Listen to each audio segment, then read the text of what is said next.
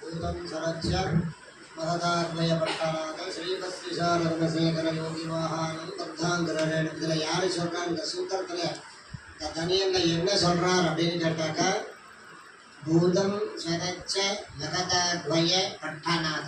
யார் வர? வைகையார், பூதத்தார், பேயார், புகழ்மொழிசை, ஐயன் எல்லாரும் வராங்க. பூதம் சரச்ச மகதாத்வய பட்டநாத ஸ்ரீ பக்திசார. பக்திசாரர்னா யார்? நம்ம திருமேஷர். பக்திசார குலசேகர யோகிவாகான் பக்தாங்கிரேணு பரகால யதீந்திர மிஸ்ரான் ஸ்ரீமத் பராமசமணி பிரணதோஸ்மி நித்யம். யதீந்திர மிஸ்ரான்னு கடைசியா பாஷ்யக்காரரையும் சேர்த்து சொல்றார் யதீந்திரன். இந்த 12 ஆழ்வார்களே 11 ஆழ்வார்களும் நம்மாழ்வாருடைய அவயவங்களாக இருக்கிறார். அதனாலதான் நம்மாழ்வார ஸ்தோத்திரம் பண்ண ஒரு ஸ்லோகமா தனியனா இது இருக்குது. இந்த ஸ்லோகத்தை சொன்னா எல்லா நம்மாழ்வாரை வணங்கினா எல்லா ஆழ்வார்களையும் வணங்கினதாக அர்த்தம். நம்மாழ்வாருக்கு என்ன பெருமைன்னு கேட்டார். என்ன பெருமை? வேதம் தமிழ் செய்த மாறன் சடகோபன் அப்படின்னு சொல்ற. இந்த வேதம்னு கொண்டு பல மந்திரங்களை கொண்டு ஸ்லோகங்களை கொண்டு இருக்கிறது. அந்த வேதத்தினுடைய அர்த்தங்களை எல்லாம் தமிழே கொடுத்தார் அப்படிங்கிறது தான் நம்மாழ்வாருக்கு இருக்கக்கூடிய பெரிய. 4 வேதமும் கொடுத்தார். 4 வேதத்திலும் என்ன அர்த்தம் இருக்கிறதோ அதே அர்த்தங்களை சொன்னார். ஒரு விசாரம் இந்த நாம் எல்லாம் தெரிந்து கொள்ளும்படியாக இருக்கக்கூடியது என்னன்னாக்க, நாதமணிகள் இந்த பிரபந்தத்தை ஆழ்வார்கிட்ட பெற்றுக்கொண்ட பிற்பாடு நாதமணிகள் ஒரு தனியன் பண்றார். அந்த தனியன்ல பக்தாமிருதம் விஸ்வ ஜனானமோதனம் சர்வார்த்ததம் ஸ்ரீ ஷடகோபவாங்மயம் சகஸ்ர சாகோபனிஷத் சமாகமம் நமாமியகம் திராவிட வேத சாகரம் அப்படின்னு சொல்ற. இந்த திராவிட வேத சாகரம் அப்படின்னா இது திராவிட வேத கடல் அப்படிங்கிற. திராவிட வேதத்தினுடைய கடல் எதுன்னு நம்மாழ்வார் அருளை செய்த சாமவேதம். சாமவேதம்னு அந்த திருவாய்மொழி. அதில் என்ன அர்த்தம் இல்லைன்னா எல்லாம் இருக்குது. அப்போது திராவிட வேதம்னாக்கா அப்போ சம்ஸ்கிருத வேதம்னு ஒன்று இருக்கிறது அப்படின்னு. சம்ஸ்கிருத வேதம்னு இருக்கிறது. வடமொழி மறைவாணர்கள் அப்படின்னு ஆழ்வார் சொல்கிறார். வடமொழி மறைவாணர்கள் அப்படின்னு நமக்கு அதுக்கு சம்பந்தம் இல்லைன்னு அர்த்தம்.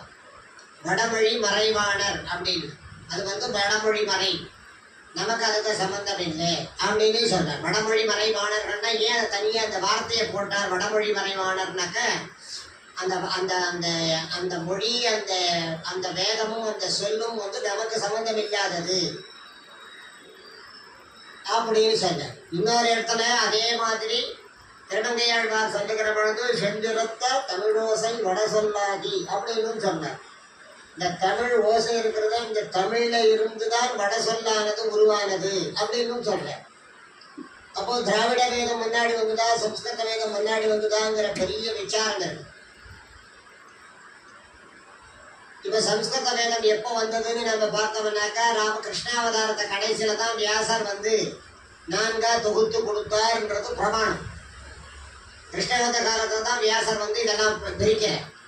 கிருஷ்ணாவதாரத்துல தான் எல்லாரும் இருந்தா. பரத்வாஜர், மருகண்டு, பிரம்ம, அத்திரி எல்லாரும் எப்போ இருந்தாங்கனாக்க கிருஷ்ணாவதார காலத்துல தான் கடவுளோட எல்லாரும் இருக்கிற. எல்லா ரிஷிகளும் மனிதர்களும் இருக்கிற. இதை யாரு தொகுத்து கொடுத்த? வியாசர் தொகுத்தார்னு சொல்றோம். வியாசர் எப்போ இருந்தார்? மகாபாரத காலத்துல இருந்தார். இந்த சரதராஷ்டிரம், பாண்டு இவங்கெல்லாம் யாருக்கு பிறந்தாங்க? வியாசாச்சாரியருடைய அனுகிரகத்தினாலே பாண்டு, திருதராஷ்டிரன் இவர்கள் எல்லாம் பிறந்தாங்க. அப்ப எப்ப இருக்கிறார் அவர்? வியாசர் எப்ப இருந்தார்? மகாபாரத காலத்துல இருக்கிறார். இப்போ மகாபாரத காலத்துலதான் அந்த 5000 ஆண்டுகளுக்கு முன்னாடிதான் இந்த சம்ஸ்கிருத வேதமானது தொகுக்கப்பட்டு வியாசராலே உருவாக்கப்பட்டது அப்படிங்கிறத சாஸ்திரமா தெரிஞ்சுக்கணும். அப்போ இந்த திராவிட வேதம் எப்போ வந்ததுன்னு கேட்டார். திராவிட வேதத்துல பொய்கையார், பூதத்தார், பேயார், புகழ் மொழிசை 4 பேரும் துவாபர யுகத்திலே பிறந்தவர்கள். பொய்கையாழ்வாரும் துவாபர யுகம், பூதத்தாழ்வார் துவாபரயுகம், பேயாழ்வார் துவாபரயுகம், திருமிஷியாழ்வார் துவாபரை. இந்த 3 பேருமே துவாபர யுகத்திலே தான் பிறந்து துவாபர யுகத்திலே அனுகிரகம் பெற்றார். அப்ப நம்மாழ்வார் எப்ப பிறந்தாருன்னா கலி பிறந்த 43வது நாளே பிறந்துட்டார் நம்மாழ்வார். அப்ப இது எப்ப வந்தது? கலியுகத்துக்கு முன்னாடி அந்த கலியுகம் தோன்றுவதற்கு முன்னாடி துவாபர யுகம் அழிவு கடைசி காலத்துல இந்த நேரத்தை 5000 ஆண்டுகளுக்கு முன்னாடி உற்பத்தி பண்ண வியாசரால தொகுக்கப்பட்டதுன்னு சொன்ன. அதே மாதிரி துவாபர யுகத்திலே பொய்கையாழ்வார், பூதத்தார், பேயாழ்வார் எல்லாரும் இருந்தா எல்லாரும் பாசனங்களே அனுகிரகித்தார் அப்படிங்கிறதும் பிரமாணமா இருக்கு. அப்ப ஆழ்வார் பறந்து 43வது நாள்ல இருந்து 5000 வருஷத்துக்கு 5125 வருஷம் இந்த வருஷம். அப்ப 5100 வருஷமும் திராவிட வேதத்துக்கும் உண்டு. அப்ப இது முன்னாடியா அது பின்னாடி முன்னாடியான்னு கேட்டா சொல்றதுக்கு இல்லைங்க. எல்லாம் சமகாலத்துல சம்ஸ்கிருத வேதம் வருகிற பொழுதே திராவிட வேதமும் வந்துருக்கு அப்படின்னு. அப்ப இதுல ஒரு விசாரம் என்னன்னா, சம்ஸ்கிருத வேதத்துல ஒரு பதத்துல தாதா எதா சூர்யா சந்திரமசு தாதா எதா பூர்வ கல்பயன்னு சொல்ற மாதிரி எல்லாம் ஏற்கனவே எப்படி இருந்ததோ அதே மாதிரி மறுபடியும் உருவாக்கப்படுகிறது, கிருஷ்ணனால தோற்றுவிக்கப்படுகிறதுன்னு திருஷ்டாங்க. அதே மாதிரி தான் இந்த சம்ஸ்கிருத வேதமும் திராவிட வேதமும் ஏக காலத்துல எல்லா காலத்திலும் இருந்துட்டு இருக்காது.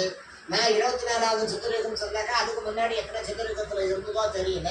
இப்போ ராமன் பிறந்த 24வது சதுரயுகம் ஆச்சு. இப்போ எத்தனாவது சதுரயுகத்துல ராமன் பிறந்தான், கிரேத யுகம் எப்போ வந்ததுன்னே சொல்ல முடியாது. அப்போ கணக்கு போட்டு பார்த்தா பல கோடி வருஷங்கள் ஆகும். இதெல்லாம் கணக்கா போட முடியும். நமக்கு தேவை என்னென்ன, சம்ஸ்கிருத வேதமும் திராவிட வேதமும் 2 சமமான காலத்துல உருவானது. இதுக்கு இருக்கிற ஏற்றம் அதற்கும் இருக்கிறது. திருமங்கையாழ்வார் ஒரு சொல் அதிகமா போய் இந்த சொல்லில இருந்தா அந்த சொல் பறந்துச்சுன்னே சொல்ல முடியுமாட்டே. அப்ப தமிழ் இதற்கு முன்னாடியே இருந்திருக்கிறது அப்படிங்கிற விசாரமும் அதோட சேர்ந்து உண்டு. அதனால இது பிராதான்யமா அது பிராதான்யமா இல்லை. பாஷாந்தரங்கள்ல இந்த பாஷையை தெரிந்திருக்கக்கூடியவர்கள் அநேகம் பேர் இருக்கிறதுனால எல்லாருக்கும் பொருந்தும்படியாக இதிலே கொடுக்கணும் அப்படின்னு.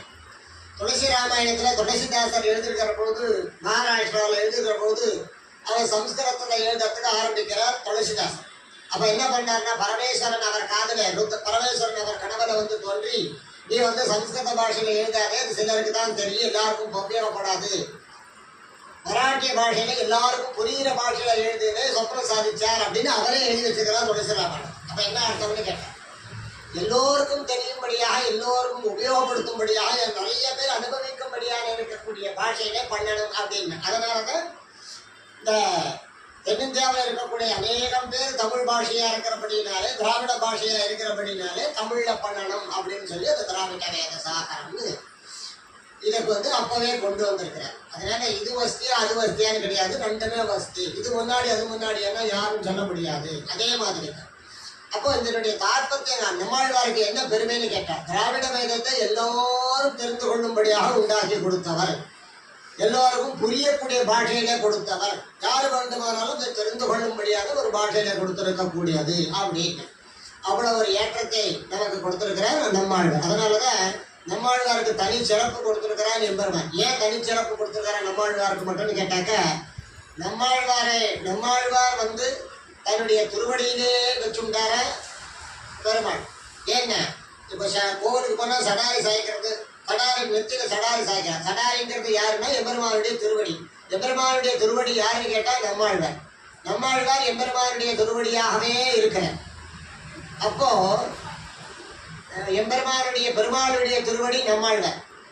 அப்ப பெருமாளுடைய திருவடி நம்மாழ்வார்னாக்கா நம்மாழ்வாரை வணங்கினா பெருமாள் திருவடி வணங்கினாதாக அர்த்தமாயிடும்.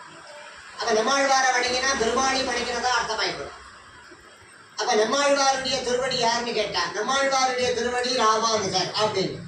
அப்ப நம்மாழ்வாரை வணங்கினால் பெருமாளை வணங்கினதாக அர்த்தம்.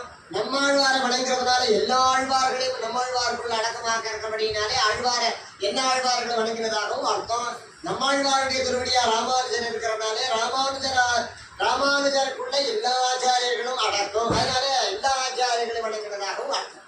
அப்ப என்ன அர்த்தம்னா, நம்மாழ்வார் ஒருத்தனை வணங்கினா சர்வேஸ்வரன் ஆழ்வார்கள் ஆச்சாரியர்கள் எல்லாரையும் வணங்கினதாக அர்த்தம். அதனாலதான் நம்மாழ்வாருடைய சம்பிரதாயம்னு அர்த்தம். அது பிரசித்தியா இருக்கக்கூடிய. அதனால்தான் முதலே சொல்ற படத்தோ பூதம் சரச்ச மகதார்பய பட்டணாதசரி பக்திசார கலசேகர யோகியாஹான் முக்தாம் குருரேன பரகால இந்திரமிஸ்ரா ஸ்ரீமத் பராங்கசமனில் பிரணதோஸ்மி நித்யம் அப்படின்னு. நித்தியமா அனுசந்தானம் பண்ண, நித்தியம் ஆழ்வாரை நினைச்சுட்டு இருந்தா, நித்தியமா ஆழ்வாரை வணங்கினா, ஆழ்வாரை தியானம் பண்ணா, ஆழ்வாரை ஆராதனை பண்ணா எல்லாரையும் ஆராதனை பண்ணத்தக்க சேமம் அப்படின்னு தெரிஞ்சு. அப்ப ஆழ்வாருக்கு உண்டான பெருமையை அந்த மாதிரி நம்மாழ்வாருடைய பெருமை ஸ்ரீமத் பராங்கசமனியும் பிரணதோஸ்மி நித்யம். அந்த மாதிரி பராங்கசமனிவருடைய வைபவத்தை சொல்ல முடியாது. அவ்வளவு பெரிய ஒரு வைபவம் நிறைய கிடக்கு. அருமையா அந்த வைபவத்தை இப்ப நாம் அனுபவித்தோம்.